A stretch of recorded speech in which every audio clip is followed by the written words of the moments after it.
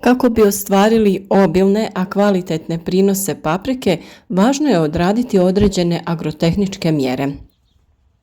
Na našem kanalu možete potražiti bezbroj savjeta vezano za uzgoj paprike i sveg drugog voća i povrća, a danas ćemo vam odati tajnu našeg načina uzgoja.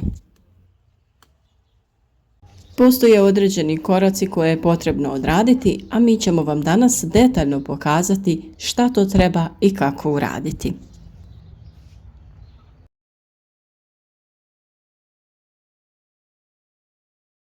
Kao što vidite, naše paprike lijepo napreduju. Došlo je vrijeme da obavimo neke radnje što se tiče oblikovanja stabljike. Danas ćemo vam pokazati kako vodimo papriku na 2 grane, a nešto kasnije ćemo pokazati kako to možete raditi i na 3 grane. Prvo što je potrebno odraditi jeste ukloniti sve ove zaperke. Oni se nalaze iznad lista, a ispod plodova. Oni su višak jer uzimaju hranu i plodovi vam budu sitni. A i na zapercima se stvaraju cvjetovi i bilo bi to previše plodova za biljku. Ovi pupoljci bi svi cvjetali i dobili bi puno plodova koji bi ostali sitni, pa ih zato uklanjamo.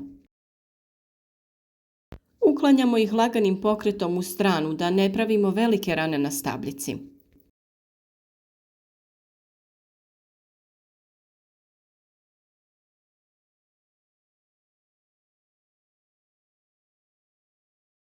Također ovdje na račvi, to jest mjestu gdje se stabljika grana na 2 strane, imate 2 cvijeta i slobodno jedan, onaj slabiji i sitniji, uklonite kako bi ovaj drugi bio kvalitetan.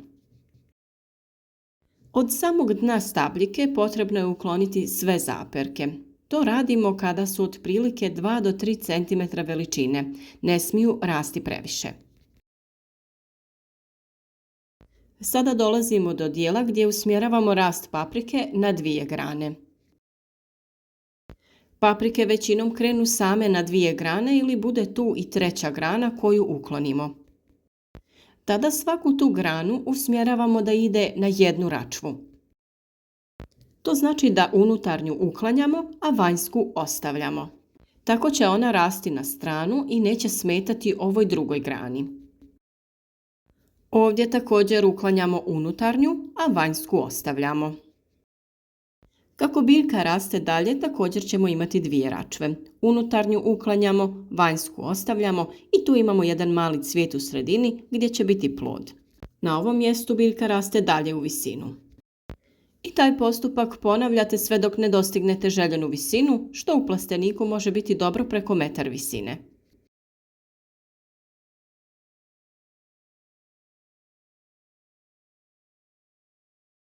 Kada paprike uzgajamo pod folijom, ispod stavljamo crijevo kap po kap za navodnjavanje.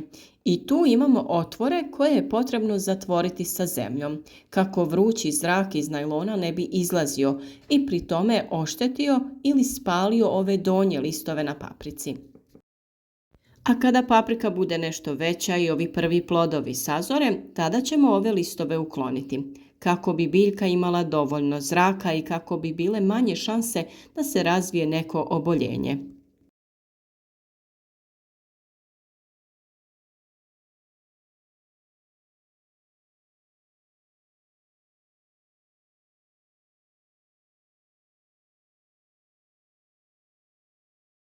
Ovdje imamo papriku na kojoj ćemo pokazati kako se može oblikovati i na 3 grane. Ona je sama razvila te 3 grane, a mi ćemo ih samo oblikovati. Kao i kod prvog primjera, ukloniti ćemo sve ove zaperke.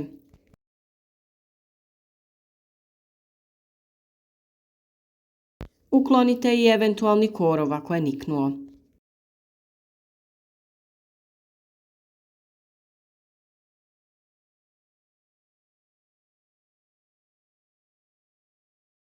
Ovdje opet imamo 2 ploda, tako da ćemo ovaj manji ukloniti kako bi ovaj krupniji lijepo napredovao. A sada ćemo oblikovati ove 3 glavne grane.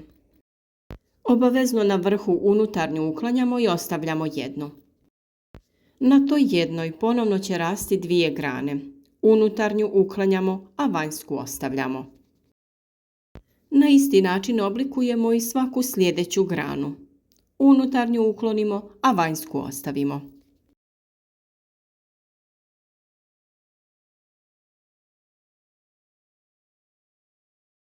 Isto radimo i na ovoj strani, to jest na trećoj grani. Tako će se one širiti prema van, a mi ćemo ih zavezati na način da one tako stoje i ne smetaju jedna drugoj.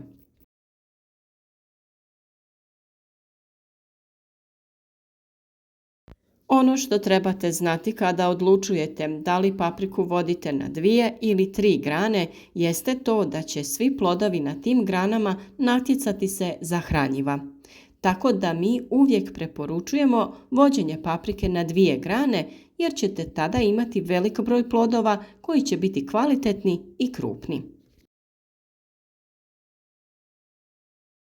Kada ima previše plodova na jednoj biljci, postoji šansa da oni ostanu sitni i da ne budu kvalitetni. I ovdje kao na svim paprikama ćemo da uklonimo sve ove zaperke. A kao što vidite, ovdje već imamo jedan plod, tako da ćemo drugi ukloniti.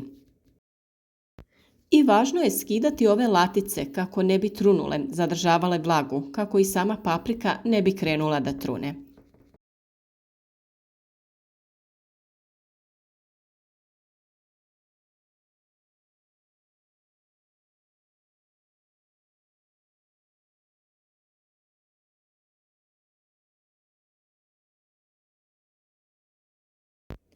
A sada ćemo preći na postupak vezanja i pokazati vam kako je najlakše zavezati papriku. Kada se radi o vezanju paprike, bitno je uzeti duplu dužinu špage, predvostručiti ju, te lagano kroz omču provući špagu. To radite kod mjesta gdje se šire grane paprike, a ne na dnu, jer će tako biti stabilnija. Nemojte previše zatezati da se špaga ne bi urezala kako paprika raste i širi se.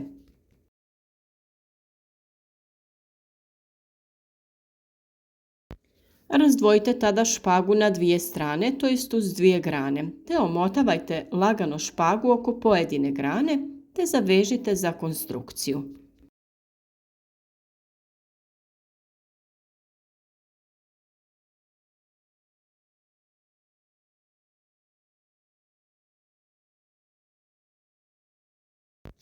Špagu zavežite na predviđenu konstrukciju koju ste napravili i koja će biti dovoljno snažna da izdrži urod paprike.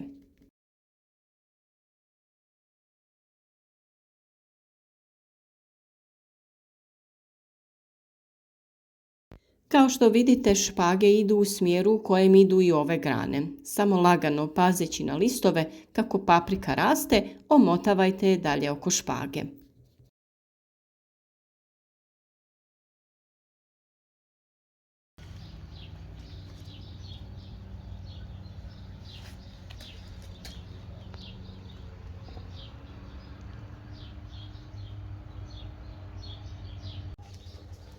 Vrlo je važno da određene korake odradite u pravo vrijeme i onako kako treba, jer to će da odluči o urodu koji ćete imati i kvalitetu plodova.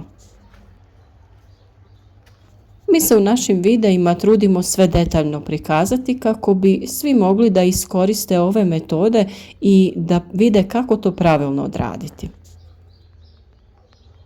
Ako želite saznati i ostale savjete o uzgoju paprike, svakako je to dovoljan razlog da zapratite naš kanal i na vrijeme dobijete sve potrebne savjete. Svakodnevno objavljujemo novi koristan savjet i vjerujem da će vam oni biti od pomoći. U današnje vrijeme sve više ljudi želi uzgajati biljke od sjemena do ploda kako bi znali šta to jedu i kako su uzgojene te biljke.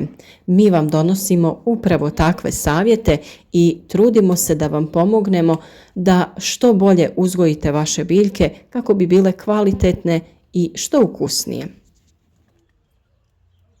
Podržite naš trud i rad, zapratite kanal, ostavite nam like, a naravno u komentarima smo uvijek dostupni za sva vaša pitanja.